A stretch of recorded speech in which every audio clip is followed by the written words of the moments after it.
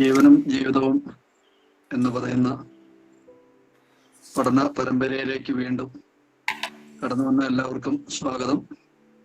ദൈവത്തിന്റെ വചനം ഇന്ന് നമ്മളെ പഠിപ്പിക്കുവാൻ ജോസഫ് പനിച്ചി സഹോദരൻ നമ്മുടെ കൂടെ ഉണ്ട്. വേദശാസ്ത്രപരമായ പല വിഷയങ്ങൾ പഠിക്കുകയും ചർച്ച ചെയ്യുകയും ഒക്കെ ചെയ്തു. ഇന്നും അങ്ങനെ തന്നെയുള്ള ഒരു വിഷയമാണ് നമ്മൾ പഠിക്കുന്നത്. ജഡസംഹാരത്തിനായി സാത്താൻ ഏൽപ്പിക്കണം എന്ന് പൗലോസ് അപ്പോസ്തലൻ കൊരിന്ത്യ ലേഖനത്തിൽ പറയുന്ന ആ പ്രയോഗം, അതിൻ്റെ വേദശാസ്ത്ര വശങ്ങളും അതിനെക്കുറിച്ചുള്ള ചിന്തകളൊക്കെയാണ്. വിവിധ ചിന്തകൾ വെച്ചു പുലർത്തുന്ന ഒരു ലോകത്തിലാണ് നമ്മൾ ജീവിക്കുന്നത്. അല്ലെങ്കിൽ വിശ്വാസികളുടെ ഇടയിലുമുണ്ട്, ഭക്തന്മാരായ ആളുകൾ വിവിധ ആശയങ്ങൾ ചിന്തിക്കാറുണ്ട്. അതിനെക്കുറിച്ചുള്ള പഠനവും ചിന്തയും അതുപോലെ ചർച്ചയും ഒക്കെയാണ് നമ്മൾ പ്രധാനമായിട്ടും ഉദ്ദേശിക്കുന്നത്. ക്ലാസ്സിലേക്ക് നമുക്ക് കിടക്കാം. ജോസ്റ്റാൻ ഒരിക്കൽ കൂടെ സ്വാഗതം ചെയ്യുന്നു. നമുക്ക് എല്ലാവർക്കും പ്രാർത്ഥനയോടെ ഈ വചന പഠനത്തിൽ പങ്കുചേരാം. ദൈവം നമ്മളെ സഹായിക്കട്ടെ. എല്ലാവർക്കും സ്നേഹവന്ദനം. ജീവനും ജീവിതവും എന്ന പഠന പരമ്പരയിൽ ഒരു പുതിയ വിഷയം പഠിക്കുവാനാണല്ലോ നമ്മൾ തിരഞ്ഞെടുത്തിരിക്കുന്നത്. സാത്താനെ ഏൽപ്പിക്കുക എന്നാൽ എന്താണ്? പുതിയ നിയമത്തിലെ 2 ഭാഗത്ത് മാത്രമാണ് ഈ പ്രയോഗം നമുക്ക് കാണാനായിട്ട് സാധിക്കുകയുള്ളൂ. ബൈബിളിൽ തന്നെ 2 ഭാഗത്തെ ആ ഒരു പ്രയോഗം നമുക്ക് കാണാനായിട്ട് സാധിക്കുന്നു. ഒരു ഒന്നാമത്തെ പ്രയോഗം 1 കൊരിന്ത്യർ 5-ാം അധ്യായത്തിന്റെ 5-ാമത്തെ വാക്യത്തിലാണ്. അവിടെ നമ്മൾ ഇങ്ങനെയാണ് വായിക്കുന്നത്: ആത്മാവ് കർത്താവായ യേശുവിന്റെ നാളിൽ രക്ഷിക്കപ്പെടേണ്ടതിന് ജഡസംഹാരത്തിനായി സാത്താൻ ഏൽപ്പിക്കണം എന്ന് വിധിച്ചിരിക്കുന്നു. 2-ാമത്തെ വാക്യം 1 തിമോത്തിയോസ് 1-ാം അധ്യായത്തിന്റെ 20-ാമത്തെ വാക്യമാണ്. അവിടെ നാം വായിക്കുന്നത്: ഹുമനയോസും അലക്സണ്ടറും ഈ കൂട്ടത്തിലുള്ളവരാകുന്നു. അവർ ദൂഷണം പറയാതിരിപ്പാൻ പഠിക്കേണ്ടതിന് ഞാൻ അവരെ സാത്താനെ ഏൽപ്പിച്ചിരിക്കുന്നു. ഈ 2 ഭാഗങ്ങളിലാണ് ഈ പ്രയോഗം നമുക്ക് കാണാനായിട്ട് സാധിക്കുന്നത്. യഥാർത്ഥത്തിൽ എന്താണ് ഈ സാത്താൻ ഏൽപ്പിക്കുക എന്നതുകൊണ്ട് അപ്പോസ്തലനായ പൗലോസ് ഉദ്ദേശിക്കുന്നത്? അത് മനസ്സിലാക്കാനുള്ള ഏറ്റവും എളുപ്പമായ മാർഗം ആ വേദഭാഗം പറയുന്ന വേദഭാഗത്തിന്റെ പശ്ചാത്തലം എന്താണ് എന്ന് പരിശോധിക്കുക എന്നതാണ്. നമുക്കെല്ലാം വളരെ സുപരിചിതമായിരിക്കുന്ന ഒരു വേദഭാഗമാണിത്. അതിന്റെ പശ്ചാത്തലത്തെക്കുറിച്ചും ഏകദേശ ധാരണ കേൾവിക്കാരായിരിക്കുന്ന എല്ലാവർക്കും, ബൈബിൾ വായിച്ചിട്ടുള്ള എല്ലാ വിശ്വാസികൾക്കും ഉണ്ട് എന്ന് ഞാൻ മനസ്സിലാക്കുകയാണ്. ഇതിന്റെ പശ്ചാത്തലത്തെക്കുറിച്ച് പറയുമ്പോൾ ആരെയാണ് സാത്താനെ ഏൽപ്പിച്ചത് എന്നുള്ളതാണ് നമ്മൾ പ്രാരംഭമായി ചിന്തിക്കുന്നത്. കൊരിന്ത്യ ലേഖനത്തിൽ അപ്പോസ്തലനായ പൗലോസ് സാത്താൻ ഏൽപ്പിക്കണം എന്ന് വിധിച്ചിരിക്കുന്നു എന്ന് താൻ പറയുമ്പോൾ, തിമോത്തിയോസിന്റെ ലേഖനത്തിൽ അവരെ ഞാൻ സാത്താൻ ഏൽപ്പിച്ചിരിക്കുന്നു എന്നാണ് രേഖപ്പെടുത്തിയിരിക്കുന്നത്. കൊരിന്തിൽ നമ്മൾ വായിക്കുന്നത്, കൊരിന്തിലെ സന്ദർഭം നോക്കിയാൽ അതിന്റെ 5-ാം അധ്യായം 1-2 വാക്യങ്ങളിൽ അത് കാണാം. ഒരുത്തൻ അപ്പന്റെ ഭാര്യയെ വെച്ചുകൊള്ളുന്ന പോൽ അത് ജാതികളിൽ പോലും ഇല്ലാത്ത ദുർനടപ്പ് തന്നെ. അങ്ങനെയുള്ള ഒരു ദുർനടപ്പുകാരനെയാണ് സാത്താനെ ഏൽപ്പിച്ചിരിക്കുന്നത് എന്നാണ് കൊരിന്ത്യ ലേഖനത്തിന്റെ പശ്ചാത്തലം. ജാതികളുടെ ഇടയിൽ പോലും അനുവദിച്ചിട്ടില്ലാത്ത ദുർനടപ്പാണ് കൊരിന്തിലെ സഭയുടെ അംഗങ്ങളിൽ ഒരാള് ചെയ്തുകൊണ്ടിരിക്കുന്നത്. അല്ലെങ്കിൽ അങ്ങനെയുള്ള ഒരു ദുർനടപ്പിലാണ് താൻ ജീവിക്കുന്നത്. ഇത് പഴയ നിയമവും റോമൻ നിയമവും നിരോധിച്ചിരിക്കുന്ന, നിഷിദ്ധമായിരിക്കുന്ന ഒരു തിന്മയാണ്, ഒരു സംഗമമാണ്. അതാണ് നമുക്ക് അതിൽ നിന്ന് മനസ്സിലാക്കാൻ കഴിയുന്ന ഒരു കാര്യം. പഴയ നിയമം നമ്മൾ പരിശോധിച്ചാൽ പഴയ നിയമത്തില് ഇത് വളരെ ഗൗരവതരമായിരിക്കുന്ന ഒരു പാപം എന്ന നിലയിലാണ് രേഖപ്പെടുത്തിയിരിക്കുന്നത്. ലേവ്യ പുസ്തകം 18-ാം അധ്യായത്തിന്റെ 8-ാമത്തെ വാക്യത്തിലും 20-ാം അധ്യായത്തിന്റെ 11-ാമത്തെ വാക്യത്തിലും ആവർത്തന പുസ്തകം 22-ാം അധ്യായത്തിന്റെ 22-ാമത്തെ വാക്യത്തിലും ന്യായപ്രമാണത്തിൽ ഇത് വളരെ കർശനമായി വിലക്കിയിരിക്കുന്ന ഒരു പാപം എന്ന നിലയിലാണ് നാം കാണുന്നത്. അപ്പന്റെ ഭാര്യ, അപ്പൻ രണ്ടാമത് വിവാഹം കഴിച്ച സ്ത്രീ എന്ന നിലയിൽ, അല്ലെങ്കിൽ കുറ്റക്കാരന്റെ രണ്ടാം അമ്മ എന്ന നിലയിലാണ്. എത്ര മ്ലേച്ഛത നിറഞ്ഞതായിരിക്കുന്ന ഒരു പാപമാണ് കൊരിന്തിയിലെ സഭയില് അക്കാലത്ത് പ്രവേശിച്ചത് എന്ന കാര്യം നമുക്ക് ഇതിൽ നിന്ന് മനസ്സിലാക്കാൻ കഴിയും. ധാർമ്മികമായിട്ട് ദൈവസഭയുടെ, കർത്താവിന്റെ സഭയുടെ ഏറ്റവും അധപ്പതനത്തിന്റെ ഒരു തെളിവായിട്ടാണ് അതിരിക്കുന്നത് എന്ന് നമുക്ക് മനസ്സിലാക്കാം. അത്തരത്തിലുള്ള പാപങ്ങൾ ഇന്ന് ഏതെങ്കിലും സഭയിൽ തുടരുന്നുവെങ്കിൽ ആ സഭയുടെ ധാർമ്മികമായിരിക്കുന്ന അധപ്പതനം, ആത്മീകമായിരിക്കുന്ന അധപ്പതനത്തിന്റെ ഒരു വലിയ ലക്ഷണമായിട്ട് തന്നെ അത് ഇരിക്കുന്നു എന്ന് പറയാനായിട്ട് കഴിയും. വെളിപ്പാട് പുസ്തകം 2-ാം അധ്യായത്തില് തുയഥൈരയിലെ സഭയെക്കുറിച്ച് പറയുമ്പോൾ അവിടെ ഇസബേൽ എന്ന ഒരു സ്ത്രീ വിഗ്രഹാർപ്പിതം തിന്നുവാനും ദുർനടപ്പ് ആചരിപ്പാനും ആ സഭയില് ആ നിലയിലുള്ള പ്രവചനങ്ങൾ നടത്തി, ആ നിലയിലുള്ള തിന്മ നടത്തി ജീവിച്ച ഒരു സ്ത്രീയെ കുറിച്ച് അവിടെയും നമ്മൾ വായിക്കുന്നുണ്ട്.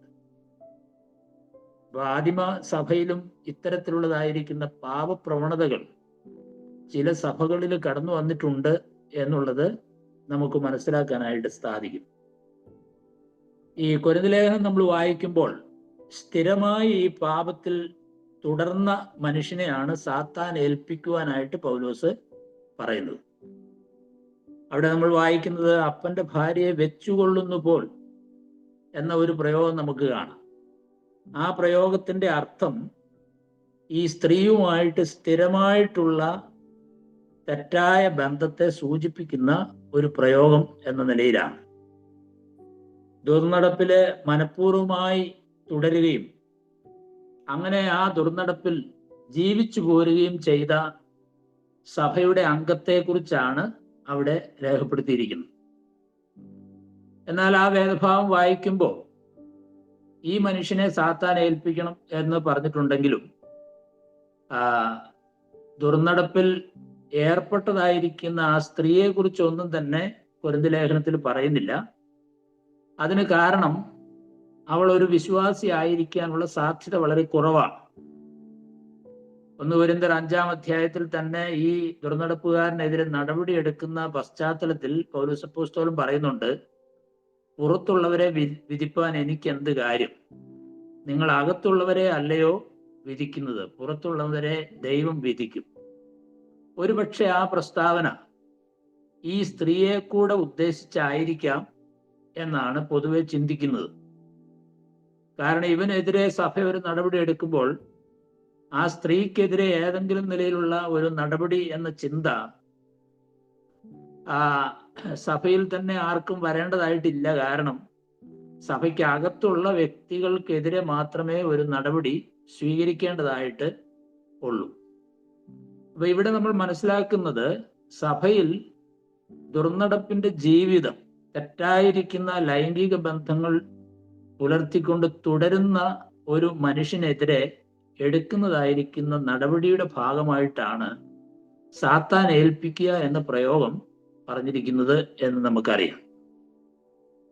എഫെസോസില് അല്ലെങ്കിൽ 1 തിമോഥെയോസ് 1:20 ദുരുപദേഷ്ടാക്കളായിരിക്കുന്ന 2 വ്യക്തികളെയാണ് അപ്പോസ്തലനായിരിക്കുന്ന പൗലോസ് സാത്താൻ ഏൽപ്പിച്ചതായിട്ട് രേഖപ്പെടുത്തിയിരിക്കുന്നത്. ഹുമനയോസും അലക്സണ്ടറും എന്ന് പറയുന്ന 2 ദുരുപദേഷ്ടാക്കന്മാർ. എന്താണ് അവരുടെ ദുരുപദേശം എന്ന് കൃത്യമായിട്ട് അവിടെ പറഞ്ഞിട്ടില്ല. എന്നാൽ ഹുമനയോസിന്റെ ദുരുപദേശത്തെക്കുറിച്ച് 2 തിമോഥെയോസ് 2:17-18 വാക്യങ്ങൾ വായിക്കുമ്പോൾ നമുക്ക് മനസ്സിലാക്കാൻ കഴിയുന്നത് പുനരുത്ഥാനം കഴിഞ്ഞു എന്ന ഒരു ഉപദേശമാണ് ഈ ഹുമനയോസ് പഠിപ്പിച്ചത് എന്ന് മനസ്സിലാക്കാം. ഒരുപക്ഷെ അലക്സണ്ടറും അതുപോലെ 2 തിമോത്തിയോസിൽ പറയുന്നതായിരിക്കുന്ന ഫിലേത്തോസും ഈ പുനരുത്ഥാനം കഴിഞ്ഞു എന്നുള്ള ദുരുപദേശമായിരിക്കും എഫെസോസിലെ സഭയിൽ പഠിപ്പിക്കാനായിട്ട് ഇടയായത്. അപ്പോസ്തലനായിരിക്കുന്ന പൗലോസ് അവരെയും സാത്താനെ ഏൽപ്പിച്ചിരിക്കുന്നതായിട്ട് നമ്മൾ വായിക്കുന്നു. അതിൻ്റെ കാര്യം എന്താണ് എന്ന് ചോദിച്ചാൽ, ഭാവി പുനരുത്ഥാനം കർത്താവായ യേശു ക്രിസ്തുവും അപ്പോസ്തലന്മാരും അഥവാ വിശ്വാസികളുടെ ശാരീരികമായിരിക്കുന്ന പുനരുത്ഥാനം യേശുക്രിസ്തുവും അപ്പോസ്തലന്മാരും അടിവരയിട്ട് പഠിപ്പിച്ചതായിരിക്കുന്ന ഒരു ഉപദേശ സത്യമാണ്. ഒരുപക്ഷെ ഇവര് അങ്ങനെയുള്ള പുനരുത്ഥാനമൊക്കെ കഴിഞ്ഞുപോയി. അതായത് പുനരുത്ഥാനം എന്ന് പറയുന്ന കാര്യമൊക്കെ ആത്മീകമായിട്ടുള്ള പുനരുത്ഥാനമാണ് എന്ന നിലയിൽ അവരതിനെ വ്യാഖ്യാനിക്കുകയും പുനരുത്ഥാനം ആ അർത്ഥത്തിൽ കഴിഞ്ഞുപോയി എന്ന് ആളുകളെ തെറ്റായി പഠിപ്പിക്കുകയും ചെയ്തിട്ടുണ്ടാകാം. ഈ ഉപദേശം സഭയിലെ പലരുടെയും വിശ്വാസം മറിച്ചു കളയാനും ഈ ദുരുപദേശം പഠിപ്പിക്കുന്നവരായിരിക്കുന്ന ആളുകളുടെ വിശ്വാസ കപ്പൽ അഥവാ വിശ്വാസ ജീവിതം തകർത്ത് കളയുവാനും ഇടയായിട്ടുണ്ട് എന്ന് ആ ഭാഗത്ത് നിന്ന് നമുക്ക് ഗ്രഹിക്കാനായിട്ട് സാധിക്കും. ഇവരെ പഠിപ്പിച്ചതായിരിക്കുന്ന ഈ ദുരുപദേശത്തെ കുറിച്ച് നമ്മൾ ചിന്തിക്കുമ്പോഴും അത് മനഃപൂർവമായി തന്നെ അവര് ആ ദുരുപദേശം പഠിപ്പിക്കാനായിട്ട് തീരുമാനിച്ച് ആ ദുരുപദേശം പ്രചരിപ്പിക്കുന്നതിൽ അവർ തുടരുകയായിരുന്നു.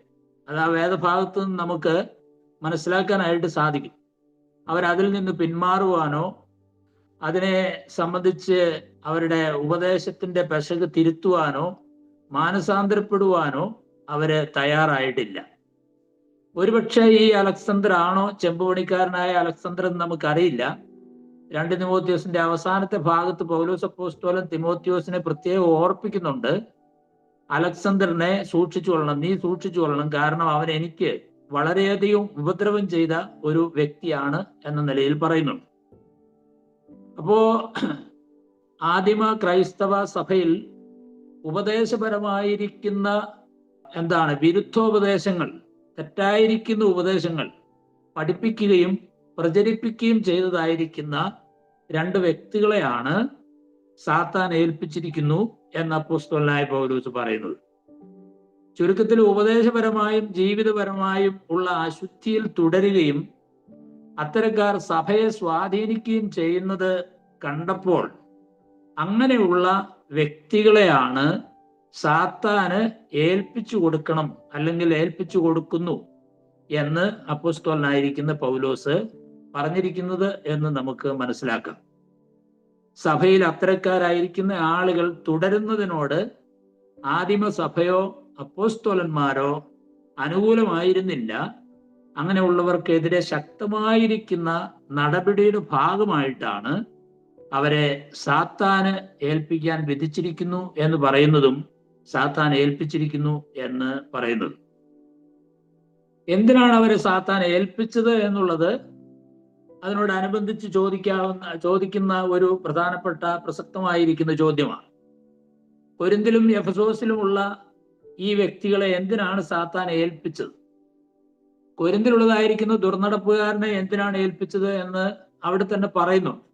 അവന്റെ ആത്മാവ് കർത്താവായ യേശുവിന്റെ നാളിൽ രക്ഷിക്കപ്പെടേണ്ടതിന് അവനെ സാത്താൻ ഏൽപ്പിക്കണം എന്നാണ് പൗലോസ് വിധിച്ചത്. അവന്റെ ആത്മാവ് കർത്താവായ യേശുവിന്റെ നാളിൽ രക്ഷിക്കപ്പെടണം. അതാണ് ഇവനെ സാത്താനെ ഏൽപ്പിക്കുന്നതിന്റെ ഉദ്ദേശം അല്ലെങ്കിൽ ലക്ഷ്യം. ആത്യന്തികമായിരിക്കുന്ന ലക്ഷ്യം അത് തന്നെയാണ്. ആ പ്രയോഗത്തിൽ നിന്ന് സാധാരണ ആളുകൾ പറയുന്നത്, ഒരു വിശ്വാസി ഇതുപോലെയുള്ള ദുർനടപ്പിൽ വീണാൽ, ലൈംഗിക പാപങ്ങളിൽ വീണാൽ അവരുടെ രക്ഷ നഷ്ടപ്പെട്ടു പോകും എന്ന് പഠിപ്പിക്കുന്നവരായ ആളുകളുണ്ട്.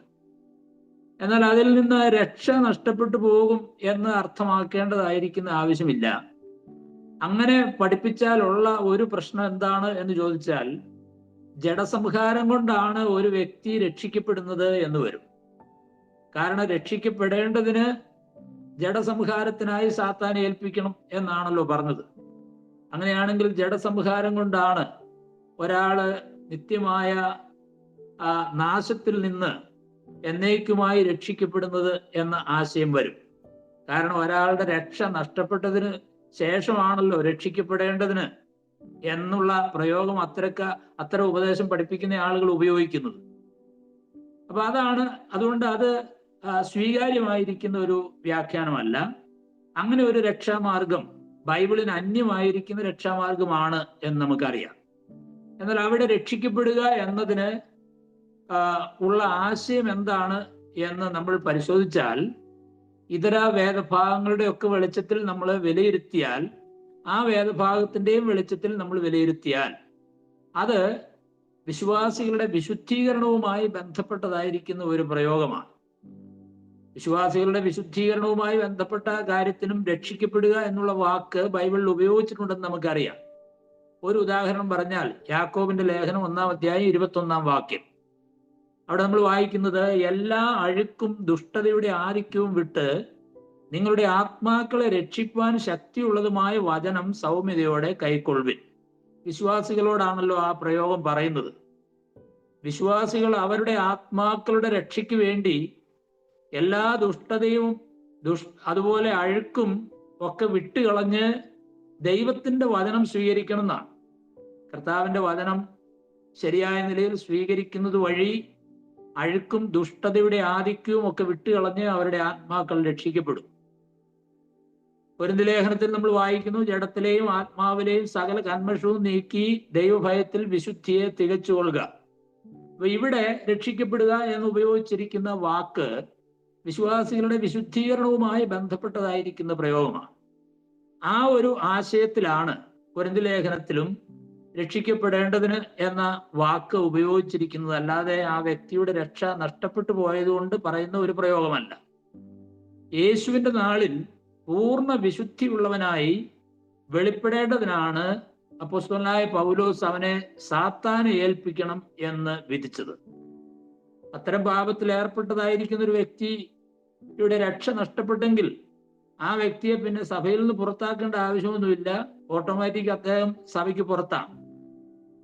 അപ്പോ യേശുവിന്റെ നാളിൽ പൂർണ്ണ വിശുദ്ധിയുള്ളവനായിട്ട് വെളിപ്പെടണമെങ്കിൽ ആ ലക്ഷ്യം നടപ്പാക്കാനുള്ള നടപടി എന്നത് സാത്താൻ ഏൽപ്പിക്കുക എന്നുള്ളതായിരിക്കുന്ന നടപടിയാണ്.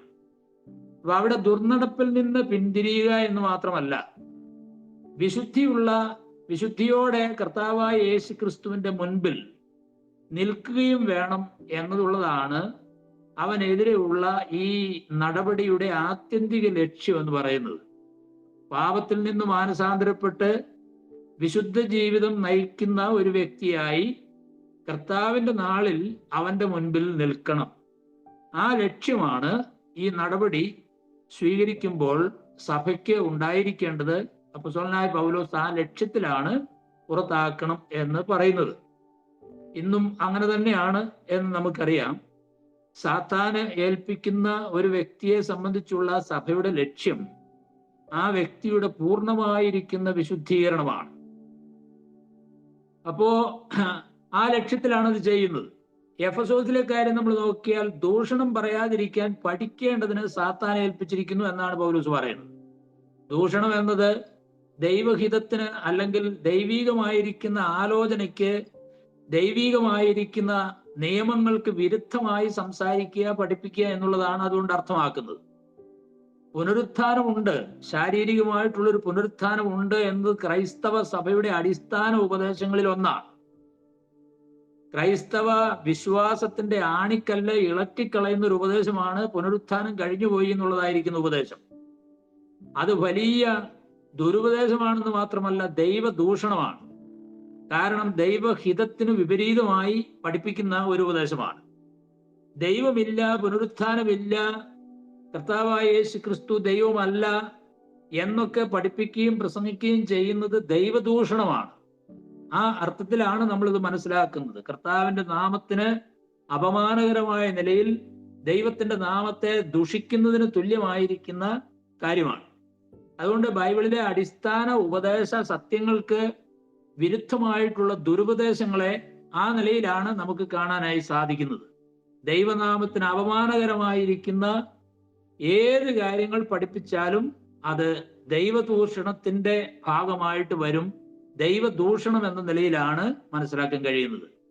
അപ്പോൾ ഇത്തരം ദൂഷണം ആ പ്രവൃത്തി ചെയ്യുന്നവരായിരിക്കുന്ന ആളുകൾ നിർത്തുക, അല്ലെങ്കിൽ അത് അവസാനിപ്പിക്കുക എന്ന് മാത്രമല്ല, അങ്ങനെയുള്ളതായിരിക്കുന്ന ദൂഷണം പറയാതിരിക്കാനായിട്ട് പഠിക്കുകയും വേണം. ശരിയായ ഉപദേശം വിശ്വസിക്കുകയും പഠിപ്പിക്കുകയും ചെയ്യുന്നവരായിട്ട് മാറണം. അതാണ് സാത്താൻ ഏൽപ്പിക്കുന്നതിന്റെ ഉദ്ദേശം എന്ന് നമുക്ക് ഈ ഭാഗങ്ങളിൽ നിന്ന് മനസ്സിലാക്കാം. അപ്പൊ ചുരുക്കത്തിൽ പറഞ്ഞാൽ, സാത്താൻ ഏൽപ്പിക്കുക എന്നതിന് പുറകിലുള്ള ഉദ്ദേശം ജീവിതത്തിലും ഉപദേശത്തിലുമുള്ള വിശുദ്ധിയിലേക്ക് വിശ്വാസികൾ മടങ്ങി വരികയും വിശുദ്ധിയിൽ തുടരുകയും ചെയ്യുക. മാനസാന്തരപ്പെട്ട് ജീവിതത്തിലും ഉപദേശപരമായ കാര്യങ്ങളിലും വിശുദ്ധമായിട്ടുള്ള ഒരു ജീവിതം നയിക്കുക എന്ന ലക്ഷ്യമാണ് ഈ സാത്താൻ ഏൽപ്പിക്കുന്നതിന്റെ പുറകിലുള്ള ആത്യന്തികമായിരിക്കുന്ന ലക്ഷ്യം എന്ന് പറയുന്നത്. അതാണ് നമുക്ക് ഈ ഭാഗത്ത് നിന്ന് മനസ്സിലാക്കാനായിട്ട് സാധിക്കുക. മൂന്നാമത്തെ കാര്യം, സാത്താൻ ഏൽപ്പിക്കുന്നതും സാത്താൻ ചെയ്യുന്നതും, അതായത് സാത്താൻ ഈ വിശുദ്ധീകരണ പ്രവർത്തനം ചെയ്യുന്നതും എങ്ങനെയാണ് എന്നൊരു ചിന്ത നമ്മുടെ മനസ്സിലേക്ക് വരാം. സാത്താൻ ഏൽപ്പിക്കുക എന്ന് പറഞ്ഞാൽ എന്താണ്, അല്ലെങ്കിൽ സാത്താൻ ഏൽപ്പിക്കുന്നത് എങ്ങനെയാണ്? അതാണ് വളരെ പ്രസക്തമായിരിക്കുന്ന ഒരു ചോദ്യം. സാത്താനെ കുറിച്ച് ദൈവത്തിന്റെ വചനം വെളിപ്പെടുത്തിയിരിക്കുന്നത് ഈ ലോകത്തിന്റെ പ്രഭുവും ഭരണാധികാരിയും ഈ ലോകത്തിന്റെ ദൈവവും എന്ന നിലയിലാണ്. അങ്ങനെയാണ് സാത്താനെ ദൈവത്തിന്റെ വചനം വെളിപ്പെടുത്തുന്നത്. അങ്ങനെയുള്ള സാത്താന്റെ കീഴിലാണ് ഈ ലോകം കിടക്കുന്നത്. 1 യോഹന്നാൻ 5:19 നമ്മൾ വായിക്കുന്നത് ലോകം മുഴുവൻ ദുഷ്ടന്റെ അധീനതയിൽ കിടക്കുന്നു എന്നാണ്. അപ്പോൾ ഈ ലോകത്തിന്റെ ഭരണാധികാരി എന്ന നിലയിൽ, അതായത് ദൈവത്തെ മാറ്റി നിർത്തിയുള്ള വ്യവസ്ഥിതി എന്ന അർത്ഥമാണ് ഈ ലോകം എന്നതുകൊണ്ട് അർത്ഥമാക്കുന്നത്. ദൈവത്തെ കൂടാതെ ഉള്ളതായിരിക്കുന്ന വ്യവസ്ഥിതികളെല്ലാം ഈ ലോകത്തിന്റെ വ്യവസ്ഥിതികളാണ്. അങ്ങനെയുള്ള വ്യവസ്ഥിതികളുടെ നേതൃത്വം അല്ലെങ്കിൽ അതിന്റെ ഭരണാധികാരി പിശാചാണ്, സാത്താനാണ്. ആ അർത്ഥത്തിലാണ് നമ്മൾ കാണുന്നത്. 2 കൊരിന്ത്യർ 4:4 അപ്പോസ്തലനായ പൗലോസ് പറയുന്നുണ്ട്, വീണ്ടും പറയുന്നുണ്ട്, ഈ ലോകത്തിന്റെ ദൈവം എന്ന് പിശാചിനെ കുറിച്ച് പറഞ്ഞിട്ടുണ്ട്. ഈ ലോകത്തിന്റെ ദൈവം എന്ന് പറഞ്ഞാൽ എന്താണ്? ദൈവത്തെ മാറ്റി നിർത്തിയുള്ള ഒരു പൈശാചിക വ്യവസ്ഥിതി എന്ന നിലയിലാണ് ഈ ലോകം എന്നതുകൊണ്ട് അർത്ഥമാക്കുന്നത്. അതുപോലെ എഫേസ്യ ലേഖനത്തിൽ അപ്പോസ്തലൻ വീണ്ടും പറയുന്നത്, അനുസരണക്കേടിന്റെ മക്കളിൽ ഇപ്പോൾ വ്യാപരിക്കുന്നത് സാത്താന്റെ ആത്മാവാണ്, പൈശാചിക ആത്മാവാണ്, ഈ ലോകത്തിന്റെ ആത്മാവാണ്. ആ അർത്ഥത്തിലാണ് അവിടെയും നമ്മൾ കാണുന്നത്. ശിഷ്യന്മാർക്ക് വേണ്ടി കർത്താവ് പ്രാർത്ഥിച്ച അവസരത്തിൽ പറയുന്നത്, ദുഷ്ടനിൽ നിന്ന് അവരെ കാത്തുകൊള്ളണം. കാരണം ശിഷ്യന്മാരെ കർത്താവ് ലോകത്തിലേക്ക് അയച്ചിരിക്കുകയാണ്. അങ്ങനെ അയച്ചിരിക്കുന്ന ശിഷ്യന്മാരെ ദുഷ്ടനിൽ നിന്ന് കാത്തുകൊള്ളണം എന്ന് കർത്താവ് പ്രാർത്ഥിച്ചതും ഈ അർത്ഥത്തിലാണ് എന്ന് നമുക്ക് മനസ്സിലാക്കാൻ കഴിയും. അപ്പൊ ഒരു വിശ്വാസിയെ സാത്താൻ ഏൽപ്പിക്കുക എന്നതുകൊണ്ട് എന്താണ് അർത്ഥമാക്കുന്നത്? അത് പ്രസക്തമായിരിക്കുന്ന ഒരു ചോദ്യമാണ്. എന്ന് പറഞ്ഞാൽ അതിനെക്കുറിച്ച് ഞാൻ മനസ്സിലാക്കിയത്, സാത്താന്റെ നിയന്ത്രണത്തിലുള്ള ഒരു ലോക വ്യവസ്ഥിതിയിൽ ജീവിക്കാനായിട്ട് ദൈവഹിതത്തിന് വിപരീതമായി ജീവിക്കുന്ന വിശ്വാസികളെ അനുവദിക്കുക. അതാണ് യഥാർത്ഥത്തിൽ സാത്താൻ ഏൽപ്പിക്കുക എന്നതുകൊണ്ട് അർത്ഥമാക്കുന്നത്. അതായത് ദൈവിക വ്യവസ്ഥിതിയുടെ കീഴിൽ നിന്നും, അഥവാ സഭയിൽ നിന്നും ഒരു വ്യക്തിയെ പുറത്താക്കുക. സഭയുടേതായിരിക്കുന്ന സംരക്ഷണ വലയത്തിൽ നിന്നും, സഭയുടെ കരുതലിൽ നിന്നും, സഭയുടെ പരിപാലനത്തിൽ നിന്നും, സഭയുടേതായിരിക്കുന്ന സുരക്ഷിതത്വത്തിൽ നിന്നുമൊക്കെ ആ വ്യക്തിയെ എന്ത് ചെയ്യുന്നു? ലോകത്തിലേക്ക് തള്ളിവിടുന്നു, സഭയ്ക്ക് പുറത്താക്കുന്നു. അങ്ങനെയുള്ള ഒരു വ്യക്തി സാത്താന്റെ നിയന്ത്രണത്തിലേക്കും അധികാരത്തിലേക്കുമാണ് പിന്നെ പോകുന്നത് എന്ന നിലയിലാണ് ആ പ്രയോഗത്തിന്റെ അർത്ഥം നമുക്ക് മനസ്സിലാക്കാനായിട്ട് സാധിക്കുക. സാത്താൻ ഏൽപ്പിക്കുക എന്നൊരു പ്രയോഗമാണ്. ഏൽപ്പിക്കുക എന്നതിന് മൂലഭാഷയിൽ അല്ലെങ്കിൽ യവന ഭാഷയിൽ ഉപയോഗിച്ചിരിക്കുന്ന വാക്ക് പാരാഡിഡോമായി എന്നുള്ളതായിരിക്കുന്ന വാക്കാണ്. അതേ വാക്ക് തന്നെയാണ് റോമാലേഖനം 1:24, 26, 28 വാക്യങ്ങളിൽ ഉപയോഗിച്ചിരിക്കുന്നത്. അവിടെ മനുഷ്യര് ദൈവത്തെ നിഷേധിച്ച് അവർക്ക് ഇഷ്ടമുള്ളത് പ്രവർത്തിച്ചുകൊണ്ട് ജീവിക്കുന്ന ആളുകളെ നമുക്ക് കാണാം. അതുകൊണ്ട് തന്നെ ദൈവം അത്തരക്കാരെ, അല്ലെങ്കിൽ സ്വാഭാവിക മനുഷ്യർക്ക് അവരുടെ താല്പര്യവും ഇഷ്ടവും ഒക്കെ അനുസരിച്ച് ജീവിക്കുകയാണ്. ദൈവത്തെ അറിഞ്ഞിട്ടും അവർ ദൈവത്തിന് കൊടുക്കേണ്ട മഹത്വം കൊടുക്കാതെ അവരുടേതായിരിക്കുന്ന താല്പര്യങ്ങളിലും ഇഷ്ടങ്ങളിലും ഒക്കെ ജീവിക്കുകയാണ്. അങ്ങനെ ജീവിക്കുന്നവരായിരിക്കുന്ന ആളുകളെ കുറിച്ച് അവിടെ പറഞ്ഞിരിക്കുന്നത്, അവരാഗ്രഹിച്ചതുപോലെ പ്രവർത്തിക്കാനായിട്ട് ദൈവം അശുദ്ധിയിൽ ഏൽപ്പിച്ചു കൊടുത്തു എന്നാണ്.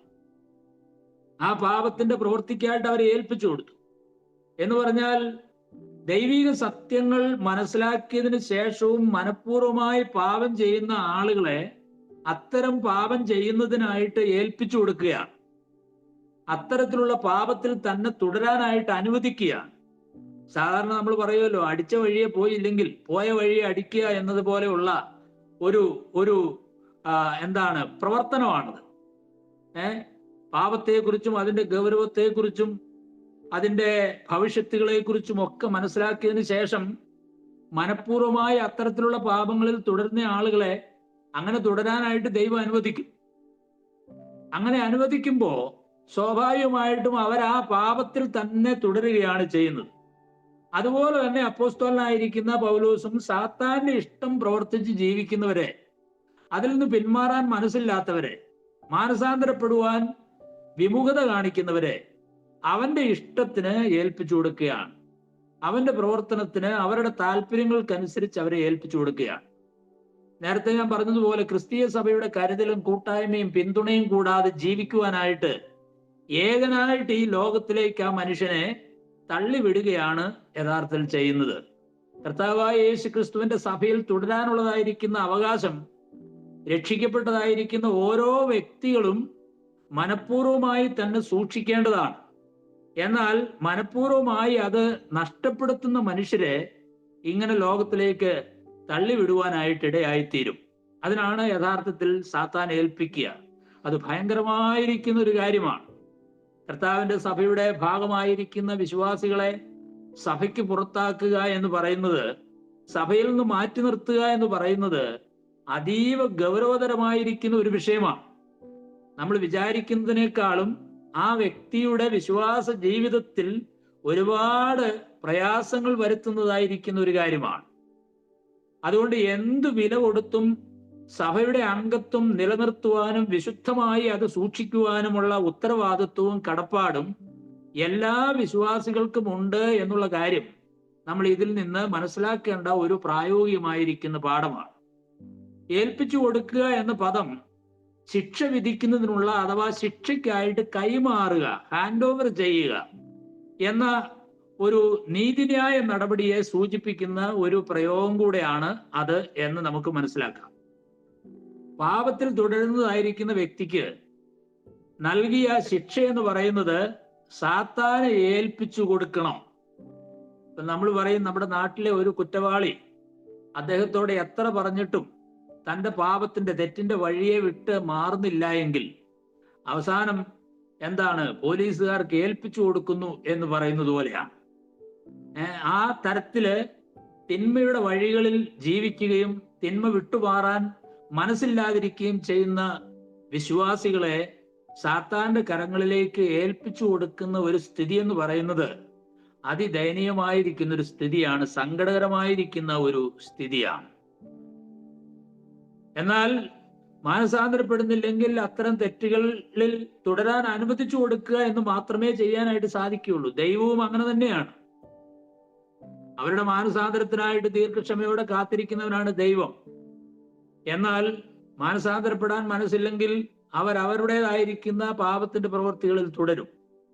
കൊരിന്ത്യലേഖനത്തിൽ തന്നെ പറയുന്ന ഒരു പ്രസ്താവന ഇതിനോട് വളരെ ചേരുന്നതാണ്. ആ ദുഷ്ടനെ നിങ്ങളുടെ ഇടയിൽ നിന്ന് നീക്കിക്കളയുവിൻ എന്ന ശക്തമായിരിക്കുന്ന പ്രയോഗത്തിന് തുല്യമായിട്ടുള്ള ഒന്നാണ് ഈ സാത്താനെ ഏൽപ്പിച്ചു കൊടുക്കുക എന്ന് പറയുന്നത്. 5-ാം അധ്യായത്തിന്റെ 2-ാം വാക്യത്തിൽ ഈ ദുഷ്കർമ്മം ചെയ്തവനെ നിങ്ങളുടെ ഇടയിൽ നിന്ന് നീക്കുവാൻ തക്കവണ്ണം നിങ്ങൾ ദുഃഖിച്ചിട്ടുമില്ല എന്ന പ്രയോഗവും ഇതിന് സമാന്തരമായിരിക്കുന്ന പ്രയോഗമാണ്. അപ്പൊ അതുകൊണ്ട് സാത്താനെ ഏൽപ്പിക്കുക എന്നത് സാത്താന്റെ ഇഷ്ടം പ്രവർത്തിച്ച് അതിൽ ജീവിക്കുവാൻ തീരുമാനിക്കുന്നവനെ അതിനായി സാത്താന് ഏൽപ്പിച്ചു കൊടുക്കുക, ലോകത്തിലേക്ക് തള്ളിവിടുക, അഥവാ സഭയിൽ നിന്ന് നീക്കം ചെയ്യുക. അവന്റെ മേലുള്ളതായിരിക്കുന്ന ദൈവീക സംരക്ഷണത്തിന് അവൻ പുറത്തു കിടക്കുന്നു.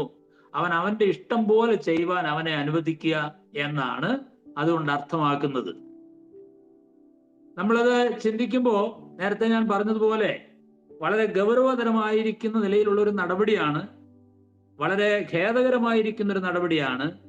വിശ്വാസികളായിരിക്കുന്ന ആരുടെയും ജീവിതത്തിൽ അത് സംഭവിക്കാതിരിക്കാനായിട്ട് നാം ശ്രദ്ധിക്കേണ്ടതാണ്. കാരണം ഒരു സഭയുടെ അംഗമായിരിക്കുക എന്നുള്ളത് നമ്മെ സംബന്ധിച്ച് നമ്മെ സമൂലം പരിവർത്തനം ചെയ്യുവാൻ, രൂപാന്തരപ്പെടുത്തുവാൻ, യേശുക്രിസ്തുവിനെ പോലെ ആക്കി തീർക്കുവാനുള്ള ദൈവിക പരിപാടിയും ദൈവിക ക്രമീകരണവുമാണ് എന്ന് നാം മനസ്സിലാക്കേണ്ടത് ആവശ്യമാണ്. ഒരുപക്ഷെ സഭയുടെ അംഗമായിരിക്കുന്ന വിശ്വാസികൾക്ക് പലർക്കും അതിന്റെ ഗൗരവം മനസ്സിലായി എന്ന് വരികയില്ല. എന്നാൽ നമ്മുടെ മക്കളും നമ്മുടെ ജീവിതവും നമ്മുടെ കുടുംബജീവിതവും നമ്മുടെ സാമൂഹ്യ ബന്ധങ്ങളും നമ്മുടെ സാമ്പത്തിക ഇടപാടുകളും നമ്മുടെ മറ്റെല്ലാ ഭൗതികമായിരിക്കുന്ന ഇടപാടുകളും ഒക്കെ യഥാർത്ഥത്തില് നന്മയും പ്രയോജനവുമുള്ളതായി തീരുന്നതിന്റെ പുറകിൽ ദൈവസഭയ്ക്ക് വലിയ ഒരു പങ്കുണ്ട് എന്ന കാര്യം വിസ്മരിക്കുവാനായിട്ട് പാടില്ല. സഭയിലുള്ള വിശ്വാസികളുടെ സഹകരണവും കൂട്ടായ്മയും പ്രാർത്ഥനയും തെറ്റുതിരുത്തലും ഉപദേശവും പ്രബോധനവും പഠിപ്പിക്കലും എന്ന് വേണ്ട എല്ലാ കാര്യങ്ങളും നമ്മുടെ ജീവിതത്തെ നാം അറിയാതെ തന്നെ സ്വാധീനിക്കുകയും നമ്മുടെ മക്കളുടെ ജീവിതത്തെ, നമ്മുടെ കുടുംബാംഗങ്ങളുടെ ജീവിതത്തെ നാം അറിയാതെ തന്നെ സ്വാധീനിക്കുകയും ക്രിസ്തുവിന് അനുരൂപരാക്കി തീർക്കുകയും ചെയ്യുന്നു എന്നുള്ളത് നാം മനസ്സിലാക്കേണ്ട വിലയേറിയ ഒരു സത്യമാണ്. അതിന് പുറത്തു പോകുക എന്നുള്ളത് വളരെ അപകടകരമായിരിക്കുന്ന ഒരു കാര്യം തന്നെയാണ്. സാത്താൻ ഏൽപ്പിച്ചാൽ അവൻ എന്താണ് ചെയ്യുന്നത് എന്നുള്ളതും വളരെ പ്രസക്തമായിരിക്കുന്ന ഒരു ചോദ്യമാണ്. അതിൽ നിന്നാണ് നമുക്ക് ഇതിന്റെ ആശയം ശരിയായി മനസ്സിലാക്കാൻ കഴിയുന്നത്. പൗലോസ് കൊരിന്ത്യർ ലേഖനത്തിൽ പറയുമ്പോൾ ഒരു പ്രസ്താവന പറയുന്നത് ജഡസംഹാരത്തിനായി സാത്താന് ഏൽപ്പിക്കണം. ഇതിന് വ്യത്യസ്തമായിരിക്കുന്ന വ്യാഖ്യാനങ്ങളൊക്കെ നൽകുന്നു. ഒരുപക്ഷെ സാത്താൻ ഏൽപ്പിക്കണം എന്ന് പറഞ്ഞതിനേക്കാളും അഭിപ്രായ വ്യത്യാസങ്ങൾ ഉള്ളത് ജഡസംഹാരത്തിനായി സാത്താൻ ഏൽപ്പിക്കണം എന്ന പ്രയോഗത്തിനാണ്. ചില ആളുകൾ ഈ വേദഭാഗത്തെ വ്യാഖ്യാനിച്ചത് ശാരീരിക വധശിക്ഷ എന്ന അർത്ഥത്തിലാണ് വ്യാഖ്യാനിച്ചിട്ടുള്ളത്. സഭയിൽ നിന്ന് പുറത്താക്കി ശാരീരിക വധശിക്ഷയ്ക്ക് അനുകൂലമായിട്ട് ഈ വേദഭാഗത്തെ ചില ആളുകൾ വ്യാഖ്യാനിച്ചു. റോമൻ കത്തോലിക്കരുടെ ചരിത്രത്തിൽ പാഷാണ്ടികളായി അവർ കണക്കാക്കിയതായിരിക്കുന്ന ആളുകളെ കൊന്നുകളയുവാൻ ഈ വേദഭാഗം അത്തരത്തിൽ അവർ ദുർവ്യാഖ്യാനം ചെയ്തിട്ടുണ്ട് എന്ന് ചരിത്രത്തിൽ നമുക്ക് മനസ്സിലാക്കാൻ കഴിയും. അവർ മാത്രമല്ല, ചില പ്രോട്ടസ്റ്റന്റ് പരിഷ്കർത്താക്കളും ഈ നിലയിൽ ക്രൂരമായി പ്രവർത്തിച്ചിട്ടുണ്ട് എന്നുള്ളത് ചരിത്രമാണ്.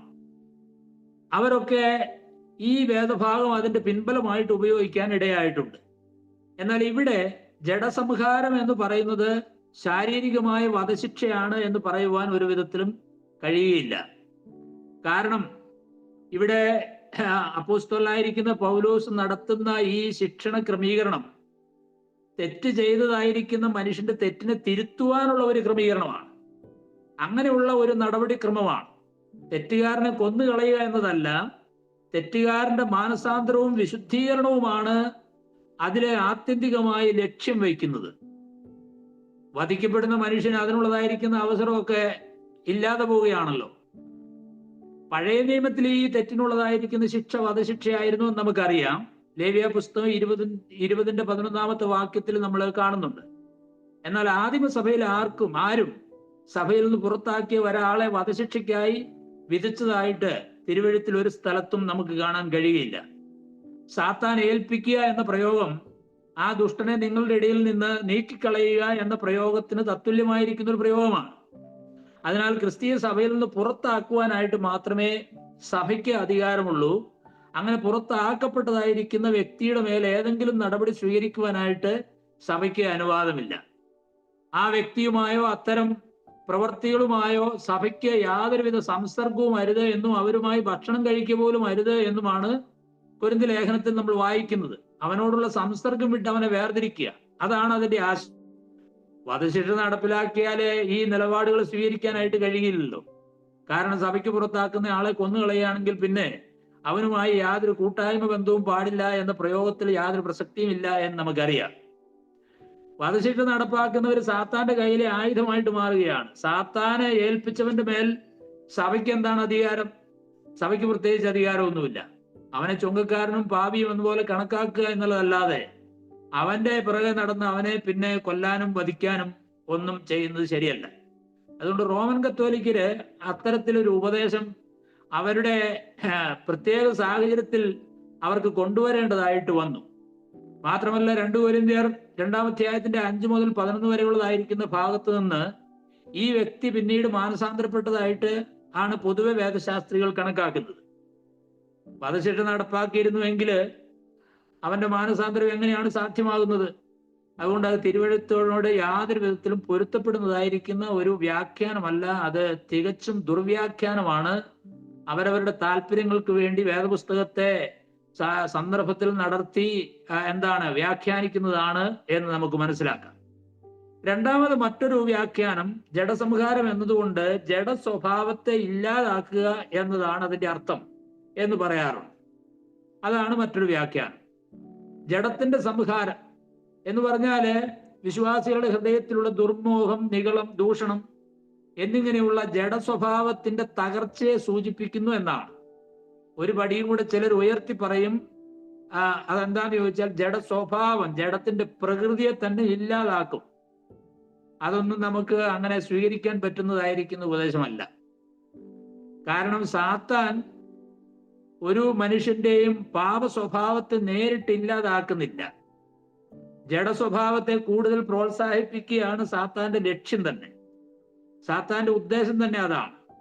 ഇപ്പൊ ദൂഷണം പറയാതിരിക്കാൻ പഠിക്കേണ്ടതിന് സാത്താനെ ഏൽപ്പിക്കുക എന്ന് പറയുമ്പോൾ സാത്താനെ സംബന്ധിച്ച് ദൂഷണം പറയാനായിട്ട് കൂടുതൽ പ്രേരണകൾ നൽകുകയാണ് ചെയ്യുന്നത്. എന്നാൽ ദൂഷണം പറയാതിരിക്കാനാണ് സാത്താനെ ഏൽപ്പിച്ചിരിക്കുന്നത്. അതിന് വ്യക്തമായിരിക്കുന്ന കാരണങ്ങളുണ്ട്. അപ്പോൾ ആ ഒരു വ്യാഖ്യാനവും അത്ര ചേരുന്നതായിരിക്കുന്ന ഒരു വ്യാഖ്യാനമല്ല. ജഡസംഹാരം എന്നത് ശാരീരികമായിരിക്കുന്ന കഷ്ടതയോ നാശമോ മരണമോ ഒക്കെ ആകാം എന്നുള്ളതാണ് വേറൊരു വ്യാഖ്യാനം. ഒരുപക്ഷെ സന്ദർഭത്തിനും മറ്റ് ഉപദേശ ഭാഗങ്ങൾക്കുമൊക്കെ ചേരുന്ന യോജിക്കുന്ന ഒരു വ്യാഖ്യാനം ഇതായിരിക്കാം. സംഹാരം അല്ലെങ്കിൽ നാശം, മരണം എന്നിങ്ങനെയുള്ളതായിരിക്കുന്ന ആശയങ്ങൾ വരുന്ന ഒരു വാക്കാണ് അതിനു വേണ്ടി ഉപയോഗിച്ചിരിക്കുന്നത്. പാപത്തിന് നൽകപ്പെടുന്നതായിരിക്കുന്ന ദൈവിക ന്യായവിധിയുമായി ബന്ധപ്പെട്ട് നാശം, സംഹാരം എന്നിങ്ങനെയുള്ളതായിരിക്കുന്ന വാക്കുകൾ പലപ്പോഴും ഉപയോഗിക്കുന്നുണ്ട്. പാപം ചെയ്യുന്നവന് അതിൻ്റെ കഷ്ടതയും അതിൻ്റെ ബുദ്ധിമുട്ടുകളും അനുഭവിക്കത്തക്ക നിലയിൽ അവൻ എത്തിച്ചേരും. ആ ഒരു സാഹചര്യത്തിലേക്ക് അവൻ എത്തിച്ചേരും. അതാണ് സാത്താന്റെ ഉദ്ദേശം എന്ന് പറയുന്നത്. സാത്താന്റെ കരങ്ങളിൽ അകപ്പെടുന്നതായിരിക്കുന്ന ഒരു വിശ്വാസി പാപത്തിൽ തുടർന്നാൽ പാപത്തിന്റെ പരിണിതഫലമായിരിക്കുന്ന ദുരന്തങ്ങൾ, ദുരിതങ്ങൾ, പ്രയാസങ്ങൾ ആ വ്യക്തി ശാരീരികമായി തന്നെ അനുഭവിക്കുന്ന സ്ഥിതിവിശേഷം ഉണ്ടാവും. സാത്താൻ കൂടുതൽ പാപത്തിലേക്കും മോഹത്തിലേക്കും ഒക്കെ നടത്തുന്നത് വഴി അതിന്റെ പരിണിതഫലം എന്നവണ്ണം ജഡത്തിൽ കൂടുതൽ കഷ്ടതകളും രോഗങ്ങളും ഒരുപക്ഷെ അകാല മരണം വരെ സംഭവിക്കാവുന്ന തരത്തിലുള്ള പ്രയാസങ്ങളിലൂടെ ആ വ്യക്തി കടന്നു പോകേണ്ടതായിട്ട് വരും. കൊരിന്ത് ലേഖനം നമ്മൾ വായിക്കുമ്പോൾ അതിന്റെ 11-ാം അധ്യായം 30-ാം വാക്യത്തില് കൊരിന്തിലെ വിശ്വാസികള് സഭായോഗത്തെ ദുരുപയോഗം ചെയ്യുകയും കർത്താവിന്റെ അത്താഴത്തിൽ അയോഗ്യമായി പങ്കെടുക്കുകയും ചെയ്തു എന്നവിടെ നമ്മൾ വായിക്കുന്നു. ആ കാരണം കൊണ്ട് തന്നെ പലരും രോഗികളും ബലഹീനരും, ചിലര് മരണത്തിന് വിധേയരാകുകയും ചെയ്തു എന്ന് നമുക്ക് അവിടെ കാണാനായിട്ട് സാധിക്കും. ഒരുപക്ഷെ സഭയുടെ മധ്യത്തിലുള്ളതായിരിക്കുന്ന അനൈക്യം, സാമൂഹ്യമായിരിക്കുന്ന ഒരു അനൈക്യമാണ് അവരുടെ മധ്യത്തിൽ നിലനിന്നത്. ആ അനൈക്യത്തോടു കൂടെ അവര് തിരുവത്താഴത്തിലും സ്നേഹവിരുന്നിലും ഒക്കെ പങ്കെടുത്ത് മുന്നോട്ട് പോയി. അവരുടെ തെറ്റുകളെ ഉപേക്ഷിക്കുകയോ തിരുത്തുകയോ അവർ ചെയ്തില്ല. അതിന്റെ പരിണിതഫലമായി ചിലർ ബലഹീനരായി, സാവകാശം രോഗികളായി, ചിലർ മരണത്തിന് വിധേയരായി തീർന്നു. അത് അവർ ആ പാപത്തിൽ തുടരുകയും ദൈവസഭയുടെ അംഗമായി മുന്നോട്ട് പോവുകയും ചെയ്തതിന്റെ ഫലമായി ദൈവം നേരിട്ട് നടത്തിയതായിരിക്കുന്ന ശിക്ഷണത്തിന്റെ ക്രമീകരണമാണ്. അപ്പോൾ അവർക്ക് ശാരീരികമായിരിക്കുന്ന ബുദ്ധിമുട്ടുകൾ അവർക്ക് നേരിടേണ്ടതായിട്ട് വന്നു, പ്രയാസങ്ങൾ നേരിടേണ്ടി വന്നു. അങ്ങനെയെങ്കിൽ സഭയ്ക്ക് പുറത്താക്കപ്പെട്ട ഒരു വ്യക്തിയുടെ സ്ഥിതി എന്തായിരിക്കും? ആ ഒരു അർത്ഥത്തിലായിരിക്കാം ഇവിടെ അത് ഉപയോഗിക്കുന്നത്. പാപത്തിൽ തുടരുന്നതിന്റെ ഫലമായി ഇത്തരം ശാരീരിക കഷ്ടതയും ബലഹീനതയും രോഗങ്ങളും തെറ്റുകാരനെ മാനസാന്തരത്തിലേക്ക് നടത്തുകയോ അല്ലെങ്കിൽ അകാല മരണത്തിന് വിധേയനാക്കുകയോ ചെയ്യും എന്നതാണ് അതിന്റെ ഒരു സാധ്യത നമ്മൾ കാണുന്നത്. അപ്പൊ അതിന്റെ പരിണിത ഫലമായി വരുന്നത് എന്താണെന്ന് ചോദിച്ചാൽ, കർത്താവിന്റെ മുൻപിൽ വിശുദ്ധിയോടുകൂടെ നിൽക്കുക എന്നുള്ളത് തന്നെയാണ്. എന്നാൽ പിശാച് നേരിട്ട് ചെയ്യുന്നത് അതിന്റെ പരിണിത ഫലമായിട്ടുള്ള ദുഃഖങ്ങളും ശാരീരിക ക്ലേശങ്ങളും അവന് വന്നു ചേരുന്നു എന്നുള്ളതാണ്. പാപത്തിൽ തുടരാൻ ദൈവം അനുവദിക്കുകയില്ല. അതാണ് സാത്താനെ ഏൽപ്പിക്കുന്നതിന്റെ ഉദ്ദേശം എന്ന് പറയുന്നത്. വെളിപ്പാട് പുസ്തകം 2-ാം അധ്യായത്തിന്റെ 20-23 വാക്യങ്ങൾ വായിക്കുമ്പോൾ തുയഥീരിലെ സഭയിലുള്ളതായിരിക്കുന്ന ദുർനടപ്പുകാരിയെ കുറിച്ച് പറയുന്നത് അവളെ വലിയ കഷ്ടതയിലാക്കി കളയുമെന്നാണ്. അവളുടെ മക്കളെ ഞാൻ കൊന്നുകളയും. എത്ര ഭയാനകമായിരിക്കുന്ന ഒരു മുന്നറിയിപ്പാണ് നൽകുന്നത്. ദുർനടപ്പിലേക്കും വിഗ്രഹാരാധനയിലേക്കും പ്രേരിപ്പിച്ച പ്രവാചകി എന്ന നിലയിലുള്ള ഇസബേലിനെ ദൈവം വളരെ കഷ്ടതയിലാക്കി കളയുമെന്നാണ്. അപ്പോ സഭ എന്ന നിലയിൽ സഭയ്ക്ക് ബോധ്യമായിരിക്കുന്ന, സഭയിൽ എന്താണ് ഇത്തരത്തിലുള്ള പരസ്യമായിരിക്കുന്ന പാപങ്ങൾ തുടരുന്ന വ്യക്തികൾ ഉണ്ട് എന്ന് സഭ അറിയുകയും മനസ്സിലാക്കുകയും ചെയ്തതിനു ശേഷം ആ വ്യക്തിക്കെതിരെ നടപടി എടുക്കേണ്ടത് ആവശ്യമാണ്. കാരണം ആ വ്യക്തിയുടെ വിശുദ്ധിയാണ് അതിന്റെ പുറകിലുള്ളതായിരിക്കുന്ന ആത്യന്തിക ലക്ഷ്യം എന്ന് പറയുന്നത്. അപ്പൊ അതുകൊണ്ടാണ് ഈ പ്രയോഗം എന്ന് നമുക്ക് മനസ്സിലാക്കാനായിട്ട് സാധിക്കും. ഒരുപക്ഷെ ദൈവം ആളുകളുടെ അല്ലെങ്കിൽ ദൈവമക്കളുടെ വിശുദ്ധീകരണത്തിനായിട്ട് ശത്രുവായിരിക്കുന്ന സാത്താനെ പല നിലയിലും ഉപയോഗിച്ചെന്ന് വരും, അനുവദിച്ചെന്ന് വരും. ഒരു ഉദാഹരണത്തിന് നമുക്കറിയാം, പഴയ നിയമത്തില് ഒരു വിശ്വാസിയുടെ പരിശോധന എന്ന നിലയിൽ ഇയ്യോബിന് ഏൽപ്പിച്ചു കൊടുക്കുന്നതായിട്ട് നമുക്ക് കാണാൻ കഴിയും. ഇയ്യോബ് ഒരു ദൈവഭക്തനായിരിക്കുന്ന മനുഷ്യനാണ്. യാതൊരു കുറവും ഇല്ലാത്ത മനുഷ്യൻ എന്നുള്ള അർത്ഥത്തിലല്ല, യാതൊരു തിന്മയും ഇല്ലാത്ത ആളെന്നുള്ള നിലയിലല്ല, മറിച്ച് തൻ്റെ മനസാക്ഷിക്ക് യോഗ്യമായ നിലയിൽ ദൈവം മുമ്പിൽ ജീവിക്കുന്ന ഒരു മനുഷ്യനായിരുന്നു ഇയ്യോബ്. മനസാക്ഷിക്ക് വിരുദ്ധമായി ജീവിക്കാത്ത ഒരു വ്യക്തി, ആ നിലയിൽ ഭക്തനായ ഒരു വ്യക്തി, ദൈവത്തെ ഭയപ്പെടുന്ന ഒരു വ്യക്തി, തൻ്റെ മനസാക്ഷിക്ക് തെറ്റെന്ന് ബോധ്യമുള്ള കാര്യങ്ങൾ എന്തെല്ലാം സംഭവിച്ചാലും ചെയ്യാതെ തൻ്റെ മനസാക്ഷിക്ക് ശരിയാണെന്ന് ബോധ്യമുള്ള കാര്യങ്ങൾ ചെയ്യുന്ന ഒരു വ്യക്തിയായിരുന്നു ഇയ്യോബ്. എന്നാൽ ആ ഇയ്യോബിനെ പരീക്ഷിക്കാനായിട്ട് സാത്താന് അനുവദിക്കുന്നുണ്ട് എന്ന് നമുക്കറിയാം. സാത്താനെ ഏൽപ്പിച്ചു കൊടുത്തു എന്ന് പറയുന്നതിനേക്കാളും സാത്താനെ അനുവദിക്കുന്നു. അത് നമുക്ക് കാണാനായിട്ട് സാധിക്കും. അത് ഇയ്യോബിനെ കൂടുതൽ വിശുദ്ധീകരിക്കുന്നതിനും ദൈവം ഇയ്യോബിനെ കുറിച്ച് പറഞ്ഞതായിരിക്കുന്ന സാക്ഷ്യം സത്യമാണ് എന്ന് വെളിപ്പെടുത്തേണ്ടതിനും വേണ്ടി ദൈവത്തിന്റെ ഒരു ക്രമീകരണമാണ് എന്ന് നമുക്ക് മനസ്സിലാക്കാം. ചില പാപ സ്വഭാവത്തെ ഇല്ലായ്മ ചെയ്യുവാൻ ഒരുപക്ഷെ സാത്താനെ അനുവദിച്ചെന്ന് വരാനുള്ള സാധ്യതയുണ്ട്. പത്രോസിനെ കുറിച്ച് കർത്താവ് പറയുന്നത് എന്താണ്? പത്രോസിനെ കുറിച്ചും പൗലോസിനെ കുറിച്ചും ഒക്കെ പറയാൻ പറ്റും. പത്രോസിനെ കുറിച്ച് പറയുന്നത് പാറ്റുവാനായിട്ട് സാത്താൻ അനുവാദം ചോദിച്ചു എന്നാണ്. കർത്താവ് ഒരർത്ഥത്തിൽ അനുവദിച്ചു എന്ന് തന്നെ പറയാം. എന്നാൽ കർത്താവ് പത്രോസിന്റെ വിശ്വാസം പോകാതിരിക്കാൻ പ്രാർത്ഥിച്ചു.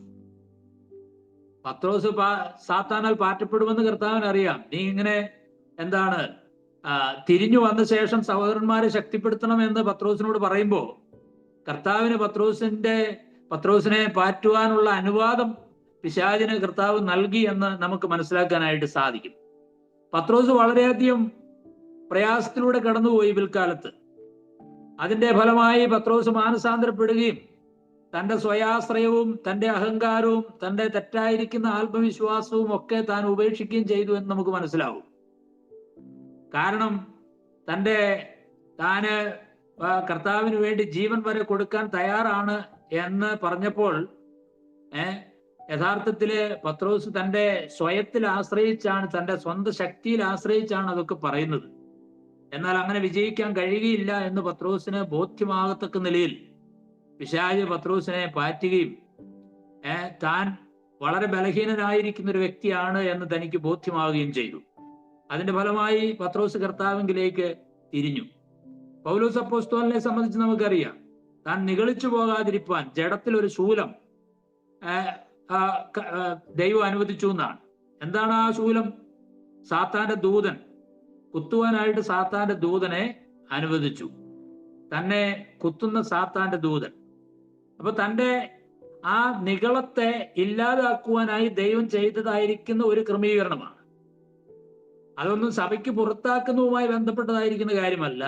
വിശ്വാസികളായിരിക്കുമ്പോൾ തന്നെ അവരെ കൂടുതൽ വിശുദ്ധീകരിക്കേണ്ടതിന്, കൂടുതൽ ദൈവാശ്രയമുള്ളവരാക്കി തീർക്കേണ്ടതിന്, കൂടുതൽ ദൈവത്തിന് വിധേയപ്പെടുന്നവരായി, ദൈവത്തെ അനുസരിക്കുന്നവരായി തീരേണ്ടതിന്, തങ്ങളുടെ ജീവിതത്തിലെ പാപ സ്വഭാവങ്ങളെ മനസ്സിലാക്കി മാനസാന്തരപ്പെടേണ്ടതിന് ഇത്തരത്തിലുള്ളതായിരിക്കുന്ന കഷ്ടതകളും പ്രയാസങ്ങളും ഒക്കെ വിശ്വാസികൾക്ക് ദൈവം അനുവദിക്കുന്നുണ്ട് എന്ന് നമുക്ക് കാണാം. തന്റെ താഴ്ചയിൽ അപ്പോസ്തലനായിരിക്കുന്ന പൗലോസിന് കൂടുതൽ കൃപ ലഭിക്കുവാനായിട്ട് ഇടയായി തീർന്നു. പൗലോസ് സാത്താനെ ശാസിക്കുകയോ പുറത്താക്കുകയോ ഒന്നും ചെയ്തില്ല. കർത്താവിനോടാണ് പൗലോസിന് തന്റെ പ്രയാസങ്ങൾ പറയുവാനായിട്ട് സാധിച്ചത്. കാരണം കർത്താവിൽ തന്റെ പ്രയാസങ്ങളുടെ മധ്യത്തിൽ കൂടുതൽ ആശ്രയിക്കുവാനായിട്ട് പൗലോസ് തയ്യാറായി തീർന്നു. അപ്പൊ ഇത് നമുക്ക് കാണാം. സാത്താന്റെ പ്രലോഭനം മറ്റൊരു കാര്യമാണ്. അനനിയാസും സഫീറയ്ക്കും ആ പ്രലോഭനത്തിൽ പരാജയപ്പെട്ടു. ദാവീദ് പരാജയപ്പെട്ടു. ഒരുപക്ഷെ മരണം വരെ അതിന്റെ പരിണതഫലമായിട്ട് സംഭവിച്ചു എന്ന് നമുക്കറിയാം. ദാവീദ് തന്റെ അഹങ്കാരത്തിലും അനനിയാസ് തന്റെ ദ്രവ്യാഗ്രഹത്തിലും ഒക്കെ അകപ്പെട്ട് ശിക്ഷ ഏറ്റുവാങ്ങേണ്ടതായിരിക്കുന്ന സാഹചര്യം ഉണ്ടായി. അവരുടെ ചരിത്രത്തിൽ നമുക്ക് കാണാം. സാത്താൻ ദാവീദിനെയും പരീക്ഷിച്ചു, അതുപോലെ തന്നെ അനനിയാസിനെയും സഫീറയും ഒക്കെ പരീക്ഷിച്ചതായിട്ട് നമുക്ക് കാണാം. അപ്പൊ പലരും അങ്ങനെയുള്ള പരീക്ഷകളിൽ വിജയിക്കേണ്ടതിനാണ് അത്തരം പരീക്ഷകൾ അനുവദിക്കുന്നത്. എന്നാൽ ചിലരെങ്കിലും അതിൽ പരാജയപ്പെടുന്നു. നമ്മെ വിശുദ്ധീകരിക്കുന്നതിനായിട്ടാണ് സാത്താനെ ദൈവം അനുവദിക്കുന്നത്. അവന്റെ കയ്യിൽ അകപ്പെടുന്നത് വളരെ ദുരിതപൂർണമായിരിക്കുന്ന ഒരു കാര്യം തന്നെയാണ്. അപ്പോ സാത്താന് കർത്താവ് ഏൽപ്പിച്ചത് യഥാർത്ഥത്തിൽ സഭയ്ക്ക് പുറത്താക്കപ്പെട്ട ഒരു വിശ്വാസിയുടെ വിശുദ്ധീകരണത്തെ ദൈവം ലക്ഷ്യമാക്കിക്കൊണ്ടാണ് അങ്ങനെ ഒരു ക്രമീകരണം ചെയ്തിരിക്കുന്നത് എന്ന് നമുക്ക് മനസ്സിലാക്കാം. ഇന്ന് ഈ നടപടിയുടെ പ്രസക്തി എന്താണ്? ചിലർ പറയും ഇത് അപ്പോസ്തോലിക അധികാരത്തിൽ മാത്രം ചെയ്യേണ്ടതായിരിക്കുന്ന ഒരു കാര്യമാണ്. അപ്പോസ്തോലന്മാരുണ്ടായിരുന്ന അവരുടെ സാന്നിധ്യത്തിലാണ് ഇതൊക്കെ ചെയ്തിട്ടുള്ളത്. എന്നാൽ ഇന്ന് അതിന് പ്രസക്തിയില്ല എന്ന് വാദിക്കുന്നവരുണ്ട്. അത് ശരിയല്ല. കാരണം ഈ ദുഷ്കർമ്മം ചെയ്തവനെ നിങ്ങളുടെ ഇടയിൽ നിന്ന് നീക്കുവാൻ തക്കവണ്ണം നിങ്ങൾ ദുഃഖിച്ചിട്ടില്ല എന്ന് കൊരിന്തിലുള്ള വിശ്വാസികളോട് പറയുമ്പോൾ അവർ ഇത് നേരത്തെ തന്നെ ചെയ്യേണ്ടതായിരുന്നു എന്ന നിലയിലാണ് പൗലോസ് പറയുന്നത്. പൗലോസിന്റെ ശരീര സാന്നിധ്യത്തിലല്ലല്ലോ കൊരിന്ത് സഭ നടപടിയെടുത്തത്. ശാരീരിക സാന്നിധ്യം ഇല്ലാതെ തന്നെ അപ്പോസ്തലനായിരിക്കുന്ന പൗലോസിന്റെ ഒരു ആത്മീക സാന്നിധ്യത്തോടു കൂടെ, കർത്താവിന്റെ സാന്നിധ്യത്തോടു കൂടെ സഭ നടപടിയെടുക്കുകയും ആ വ്യക്തിയെ പുറത്താക്കുകയും ചെയ്തു എന്നാണ് നമ്മൾ മനസ്സിലാക്കേണ്ടത്. അതുകൊണ്ട് അപ്പോസ്തോല അധികാരത്തിൽ മാത്രം ചെയ്യേണ്ട ഒരു കാര്യമല്ല. മറ്റു ചിലർ ഇന്ന് ഈ പ്രവൃത്തി സ്നേഹത്തിന് ചേരുന്ന ഒരു കാര്യമല്ല, സ്നേഹശൂന്യമായ ഒരു പ്രവൃത്തിയാണെന്ന് പറയാറുണ്ട്. സഭയുടെ സ്നേഹത്തിനും കരുണയ്ക്കും കൃപയ്ക്കും ഒന്നും ചേർന്ന കാര്യമല്ല ഒരു വിശ്വാസിയെ സഭയ്ക്കിൽ നിന്ന് പുറത്താക്കുക. നാം എല്ലാവരും പാപികളല്ലേ, മറ്റുള്ളവരെ വിധിക്കാൻ നമുക്ക് എന്താണ് യോഗ്യത? മാനസാന്തരപ്പെടാൻ മുന്നറിയിപ്പൊക്കെ നമുക്ക് നൽകാം. നമ്മൾ പാപിയെ സ്നേഹിച്ചാൽ മതി, പാപത്തെ വെറുക്കുക, അത് ചെയ്താൽ ധാരാളം മതിയാകുന്നതാണ്. എന്നാൽ കൊരിന്ത്യരോട് അപ്പോസ്തലനായിരിക്കുന്ന പൗലോസ് അതല്ലല്ലോ പറഞ്ഞത്. ആ ദുഷ്ടനെ നിങ്ങളുടെ ഇടയിൽ നിന്ന് നീക്കിക്കളയണമെന്നാണ് പറഞ്ഞത്. സ്നേഹത്തിനും ക്ഷമയ്ക്കും ഒക്കെ ഒരു പരിധി തീർച്ചയായിട്ടും ഉണ്ട്. മാനസാന്തരപ്പെടാനുള്ളതായിരിക്കുന്ന അവസരമൊക്കെ ധാരാളം കൊടുത്തു. എന്നാൽ അതിന് വിധേയപ്പെടാത്ത വ്യക്തിയെ സഭയിൽ നിന്ന് നീക്കിക്കളയുന്നു. ദൈവം ക്ഷമിക്കുകയും ദീർഘമായി ക്ഷമിക്കുകയും സ്നേഹിക്കുകയും ഒക്കെ ചെയ്യുന്നു എങ്കിൽ തന്നെയും പരിധി കടന്നാൽ പാപത്തെ ശിക്ഷിക്കാതെ വിടുകയില്ല എന്നുള്ളത് ഒരു യാഥാർത്ഥ്യമാണ്. അതുപോലെ തന്നെ സഭയ്ക്കും സഭയുടേതായിരിക്കുന്ന ശിക്ഷണ നടപടി സ്വീകരിക്കേണ്ടതായിട്ട് വരും. അതുകൊണ്ട് അത്തരത്തിലുള്ള എന്താണ് ശിക്ഷണ നടപടി ഒന്നും ആവശ്യമില്ല എന്ന് ചിന്തിക്കുന്ന ലിബറൽ ചിന്താഗതി സഭകളുടെ മധ്യത്തിൽ ഉള്ളതുകൊണ്ട് ഏത് തരത്തിലുള്ള തെറ്റായിരിക്കുന്ന പ്രവൃത്തികളും ചെയ്യുന്നവര് സഭകളിൽ തുടരാനായിട്ട് പലരും അനുവദിക്കുകയാണ്. അതാണ് സഭയിലെ ആളുകളുടെ എണ്ണം കുറഞ്ഞു പോകും, അങ്ങനെ പല കാര്യങ്ങളാണ് അവർ പറയുന്നത്. എന്നാൽ അതിനൊന്നും ദൈവവചനം അനുവദിക്കുന്നില്ല. ഇക്കാലത്ത് ഇത്തരം നടപടികൾ പ്രസക്തമല്ല എന്നാണ് പലരും പറയുന്നത്. ഒരു സഭയിൽ നിന്ന് പുറത്താക്കിയാൽ മറ്റൊരു സഭയിലേക്ക് ആളുകൾ പോകുന്നത് തടയാനായിട്ട് നമുക്ക് സാധിക്കില്ല. അതുകൊണ്ട് പുറത്താക്കാതിരിക്കുന്നതാണ് നല്ലത്. 1-ാം നൂറ്റാണ്ടിൽ ഒരു സ്ഥലം സഭ മാത്രമല്ലേ ഉണ്ടായിരുന്നുള്ളൂ. ഒരാളെ പുറത്താക്കിയാൽ ആ വ്യക്തി മാനസാന്തരപ്പെട്ട് ആ സഭയിലേക്ക് തിരിച്ചു വരികയല്ലാതെ വേറെ ഓപ്ഷൻ ഉണ്ടായിരുന്നില്ല. എന്നാൽ ഇന്ന് അങ്ങനെയല്ല. ഇന്ന് നടപടിയെടുത്ത് ഏതെങ്കിലും ഒരു വ്യക്തിയെ സഭയിൽ നിന്ന് പുറത്താക്കിയാൽ വളരെ വളരെ ദോഷകരമായിരിക്കുന്ന നിലയിലുള്ള പാപത്തിൽ തുടരുന്ന ആളുകളെ സഭയിൽ നിന്ന് പുറത്താക്കിയാൽ അവരെ രണ്ടു കൈയും നീട്ടി സ്വീകരിക്കുന്നതായിരിക്കുന്ന സഭകളാണ് ചുറ്റുപാടും ഉള്ളത്. ഒരർത്ഥത്തില് നമ്മളുടെ ഈ നടപടി എന്ന് പറയുന്നത് വലിയ പ്രയോജനമൊന്നും ചെയ്യുക എന്നുള്ളത് ഒരു സത്യമാണ്. എന്നാൽ ഇത് ഒരു വിധത്തിൽ ശരിയാണെങ്കിലും വചനവിരുദ്ധമായ ഒരു നിലപാട് സ്വീകരിക്കാൻ ദൈവവചനത്തെ സ്നേഹിക്കുന്ന തദ്ദേശീയ സഭകൾക്ക് സാധിക്കില്ല, ദൈവമക്കൾക്ക് സാധിക്കില്ല. ആദ്യ നൂറ്റാണ്ടിലും വിശുദ്ധിയുടെ കാര്യത്തിൽ ആദ്യ നൂറ്റാണ്ടിലും ഇന്നത്തെ നൂറ്റാണ്ടിലും വിശുദ്ധിയുടെ കാര്യത്തിൽ ഒരു വിട്ടുവീഴ്ചയും ചെയ്യാനായിട്ട് അനുവദിക്കുന്നത് ശരിയല്ല. അതുകൊണ്ട് ഇത്തരം പരസ്യമായ പാപങ്ങളിൽ തുടരുന്ന ആളുകൾക്കെതിരെ സഭ നടപടി സ്വീകരിക്കേണ്ടതാണ്. സഭയുടെ വിശുദ്ധി സൂക്ഷിക്കാൻ ഇന്നും ഈ നടപടി മുറുകെ പിടിക്കണം. 1 കൊരിന്ത്യർ 5:6 അസാരം പുളിമാവ് പിണ്ടത്തെ മുഴുവനും പുളിപ്പിക്കുന്നു എന്നാണ്. 1 കൊരിന്ത്യർ 5:19 ഇത് സഭയ്ക്ക് നൽകിയിരിക്കുന്നതായ ഒരു കൽപ്പനയാണ്. ആ ദുഷ്ടനെ നിങ്ങളുടെ ഇടയിൽ നിന്ന് നീക്കിക്കളയുക. മാത്രമല്ല അവിടെ നമ്മൾ വായിക്കുന്നത് ദുർനടപ്പുകാരനോ മദ്യപാനിയോ ദ്രവ്യാഗ്രഹിയോ വാവിഷ്ഠാണക്കാരനോ ഒക്കെ ആകുന്നു എന്ന് സഭയ്ക്ക് ബോധ്യമായാൽ അങ്ങനെയുള്ളവരെ നിങ്ങളുടെ ഇടയിൽ നിന്ന് നീക്കിക്കളയണം എന്നുള്ള കൽപ്പന എല്ലാ കാലത്തും സഭയ്ക്ക് നൽകിയിരിക്കുന്നതായിരിക്കുന്ന കൽപ്പനയാണ്. അപ്പൊ ഉപദേശപരവും ജീവിതപരവുമായ കാര്യങ്ങളിൽ അപ്പോസ്തോലിക ഉപദേശം മുറുകെ പിടിക്കുകയും വിട്ടുവീഴ്ച കൂടാതെ സഭയുടെ വിശുദ്ധി സൂക്ഷിക്കുകയും ചെയ്യുക എന്നുള്ളത് എല്ലാ കാലത്തും ഉള്ളതായിരിക്കുന്ന ദൈവസഭകളുടെ ഉത്തരവാദിത്വമാണ് എന്ന് ഈ വേദഭാഗങ്ങളിൽ നിന്ന് നമുക്ക് മനസ്സിലാക്കാനായിട്ട് സാധിക്കും. അതുകൊണ്ട് പ്രിയമുള്ളവരെ, ഇവിടെ പറയുന്നതായിരിക്കുന്ന പാപങ്ങളിൽ തുടരുന്നവരായിരിക്കുന്ന ആളുകൾ, സഹോദരൻ എന്ന് പേർപ്പെട്ടതായിരിക്കുന്ന അതിന്റെ 5-ാം അധ്യായം 9 മുതൽ ദുർനടപ്പുകാരോട് സംസർഗം അരുത് എന്ന് ഞാൻ എൻ്റെ ലേഖനത്തിൽ നിങ്ങൾക്ക് എഴുതിയിട്ടുണ്ടല്ലോ. അത് ഈ ലോകത്തിൽ ദുർനടപ്പുകാരോടോ അത്യാഗ്രഹികളോടോ പിടിച്ചുപറിക്കാരോടോ വിഗ്രഹാരാധികളോടോ അരുത് എന്നല്ലല്ലോ. അങ്ങനെയെങ്കിൽ നിങ്ങൾ ലോകം വിട്ടുപോകേണ്ടി വരും. എന്നാൽ സഹോദരൻ എന്ന് പേർപ്പെട്ട ഒരുവൻ ദുർനടപ്പുകാരനോ അത്യാഗ്രഹിയോ വിഗ്രഹാരാധിയോ വാവിഷ്ഠാണക്കാരനോ മദ്യവനോ പിടിച്ചുപറിക്കാരനോ ആകുന്നുവെങ്കിൽ അവനോട് സംസർഗം അരുത്. അങ്ങനെയുള്ളവനോടുകൂടെ ഭക്ഷണം കഴിക്കുക പോലും അരുത് എന്നത്രേ ഞാൻ നിങ്ങൾക്ക് എഴുതിയത്. പുറത്തുള്ളവരെ വിധിപ്പാൻ എനിക്കെന്ത് കാര്യം? നിങ്ങൾ അകത്തുള്ളവരെ അല്ലയോ വിധിക്കുന്നത്? പുറത്തുള്ളവരെ ദൈവം വിധിക്കുന്നു. ആ ദുഷ്ടനെ നിങ്ങളുടെ ഇടയിൽ നിന്ന് നീക്കിക്കളയുവിൻ. ഇതെല്ലാ കാലത്തുമുള്ള സഭകൾക്ക് ബാധകമായിരിക്കുന്ന കൽപ്പനകളാണ് അപ്പോസ്തലനായിരിക്കുന്ന പൗലോസ് ഇവിടെ പറഞ്ഞിരിക്കുന്നത്. ഏതൊരു തദ്ദേശീയ സഭയുടെയും വിശുദ്ധി ഉപദേശപരമായും ജീവിതപരമായും സൂക്ഷിക്കാനുള്ള ഉത്തരവാദിത്വം ദൈവത്തിന്റെ ജനത്തിന് ഉണ്ട് എന്നുള്ള കാര്യവും നമുക്ക് ഈ വേദഭാഗത്ത് നിന്ന് മനസ്സിലാക്കാനായിട്ട് സാധിക്കും. അതുകൊണ്ട് പ്രിയമുള്ളവരെ, നാം ഉൾപ്പെട്ടു നിൽക്കുന്ന തദ്ദേശീയ സഭയുടെ അംഗങ്ങളായിരിക്കുന്നത് ഒരു വലിയ അനുഗ്രഹമാണ്, ഒരു വലിയ നന്മയാണ്. നമ്മുടെ ജീവിതത്തിന്റെ ആത്മീകമായിരിക്കുന്ന പുരോഗതിക്കും വളർച്ചയ്ക്കും ദൈവം വെച്ചിരിക്കുന്ന ഈ ക്രമീകരണത്തിനുള്ളിൽ നിലനിൽക്കുവാൻ പരമാവധി നാം പരിശ്രമിക്കേണ്ടത് ആവശ്യമാണ്. അതിനുള്ള ഏക മാർഗം പാപത്തിന്റെ വഴികളെ പരിപൂർണമായും ഉപേക്ഷിക്കുക, കർത്താവിനോട് ചേർന്ന് നിൽക്കുക എന്നുള്ളതാണ്. കർത്താവിനോട് ചേർന്ന് നിൽക്കുക എന്നതാണ് അതുകൊണ്ട് ഉദ്ദേശിക്കുന്നതായിരിക്കുന്ന കാര്യം. കേവലം ഒരു സംഘടനയുടെ ഭാഗമായി, ഒരു സമൂഹത്തിന്റെ ഭാഗമായി നിൽക്കുക എന്നുള്ളതല്ല. ആ സമൂഹത്തിന്റെ ഭാഗമായി നിൽക്കുമ്പോൾ കർത്താവിനോട് ചേർന്ന് നിൽക്കുവാൻ നമുക്ക് സാധിക്കും, പാപത്തെ ജയിക്കുവാൻ നമുക്ക് സാധിക്കും, പാപത്തിന്മേൽ വിജയകരമായിരിക്കുന്ന ഒരു ജീവിതം നയിക്കാനായിട്ട് നമുക്ക് സാധിക്കും. അതാണ് ഈ വേദഭാഗം കൊണ്ടും ഈ പ്രസ്താവനകൾ കൊണ്ടും നമുക്ക് ദൈവത്തിന്റെ പരിശുദ്ധാത്മാവ് ചൂണ്ടിക്കാണിച്ചു തരുന്ന വിലയേറിയ സത്യം. അതിനായിട്ട് ദൈവം നമ്മളെല്ലാവരെയും സഹായിക്കട്ടെ. നമ്മുടെ സഭകളുടെ വിശുദ്ധി, അതിന്റെ നിർമ്മലത ദൈവവചനം പറയുന്നത് പോലെ മുറുകെ പിടിക്കുവാനും സൂക്ഷിക്കുവാനും സഭയായി നമുക്ക് എല്ലാവർക്കും ഉത്തരവാദിത്വമുണ്ട്. ദൈവം അതിനായിട്ട് നമ്മെ എല്ലാവരെയും അനുഗ്രഹിക്കട്ടെ എന്ന് ആത്മാർത്ഥമായി പ്രാർത്ഥിച്ചുകൊണ്ട് ആഗ്രഹിച്ചുകൊണ്ട് ഞാൻ എൻ്റെ വാക്കുകൾ നിർത്തുന്നു. കർത്താവിന്റെ നാമത്തിന് മഹത്വം ഉണ്ടാകട്ടെ. നന്ദി ജോസ്നേട്ടാ. ദൈവം നമ്മളോട് സംസാരിച്ച വാക്കുകൾ ഓർത്ത് കർത്താവിന് നന്ദി പറഞ്ഞതിന് ശേഷം നമുക്ക് ചർച്ചയിലേക്ക് പ്രവേശിക്കാം. നമുക്ക് വ്യത്യസ്തങ്ങളായ ചിന്തകൾ പങ്കുവെക്കുകയും ദൈവത്തിൻ്റെ വിശാലമായ ഈ ദൈവിക പരിപാടിയെ കൂടുതൽ അറിയുവാൻ നമുക്ക് ചർച്ചയിൽ ഒത്തുചേരാം.